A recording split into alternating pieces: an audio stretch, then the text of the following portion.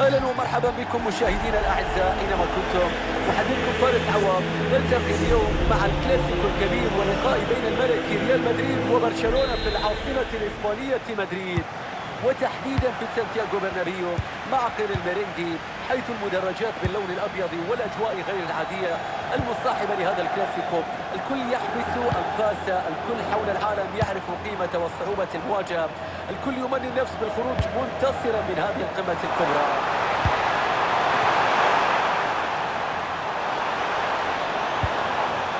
فينيسيوس جونيور، مجهود دفاعي رائع يسرق الاعجاب. هذه هي تشكيلة ريال مدريد في مباراة اليوم. في المرمى يتواجد كورتوا، بيلينغهام، سيندا مع فالفيردي في الوسط، وكيليان امبابي سارع في الهجوم. مساندة كبيرة في المنطقة. ولا مع تشكيلة فريق البارسا في مباراة اليوم. بيدري سيبدأ بجانب ديونغ في خط الوسط، وفي الهجوم سيتواجد روبرت ليفاندوفسكي.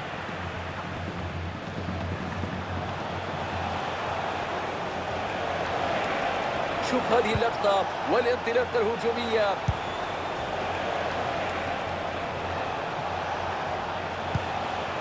داني اولمو، فرصة هدف أمام ليفا. يا رب، سجلها ليفاندوفسكي. يستأنف اللقاء مرة أخرى على تأخر الملكي ريال مدريد في النتيجة.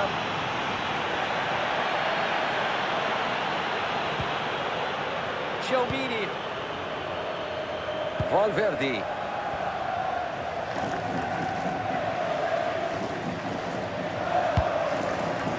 يظهر شخصية صبورة جدا هنا في البناء الهجومي. تدخل دفاعي وتحول في الاستحواذ ينهي الهجوم.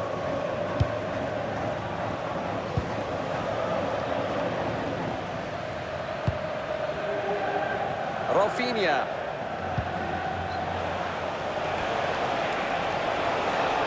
والآن متاحة أمام مساحة كبيرة على الجناح، لكن بتضيع الفرصة وتنتهي الهجمة بلا خطورة.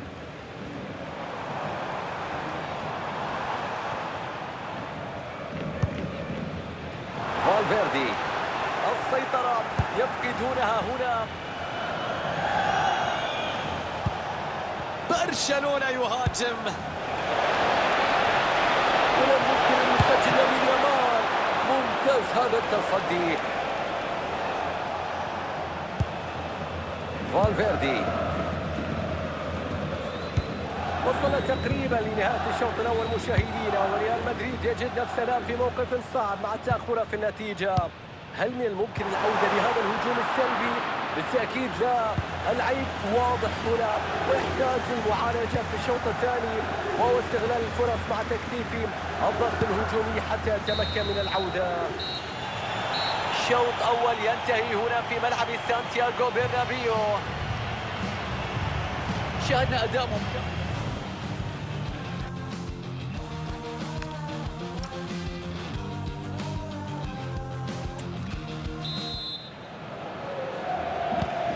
عودة إلى الملعب وضربة بداية الشوط الثاني. هنا يتقدم برشلونة بفارق هدف وحيد.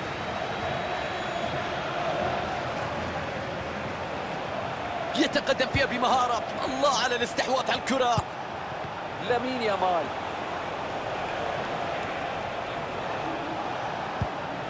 ديونغ، الآن ممكن أن تكون خطيرة.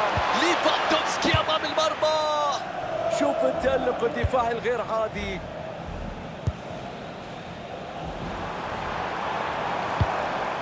كيليان امبابي، فالفيردي، ترينت ألكسندر أرنولد. ضاعت الكرة. داني اولمو، بيدري، فرانكي ديونغ، لامين يامال. والآن ممكن أن تتاح هذه الفرصة. يحافظ على الكرة ويبحث عن المساحة. البحث متواصل عن هدف الأمان. الآن الحصول على ضربة ركنية.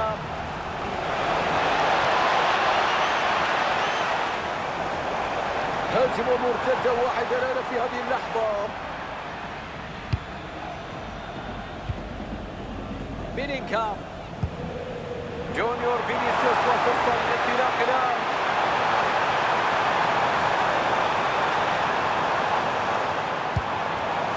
الخطورة واردة. فينيسيوس جونيور،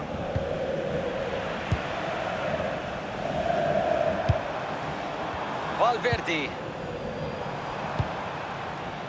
بيلينغهام، صبر يحسد عليه الفريق رغم تأخرات النتيجة وبحث عن التعادل.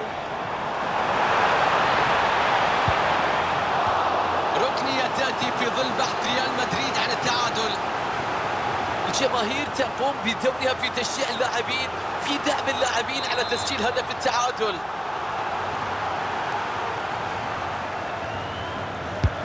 كرة بتروح في 18. رأسية تلعب لكن بعيدة عن المرمى، كانت صعبة، حب انه يلعب له كرة لكن شوف الضغط اللي كان موجود عليه من الدفاع. داني اولمو، الدعم الهجومي يصل الآن.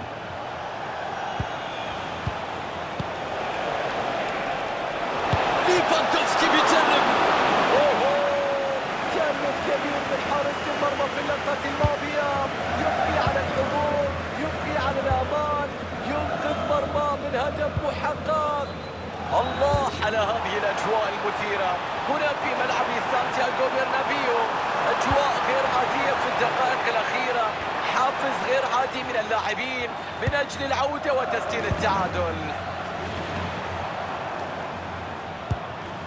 ريال مدريد يسعى بقوة لتسجيل هدف التعديل في اللحظات الأخيرة من عمر المباراة.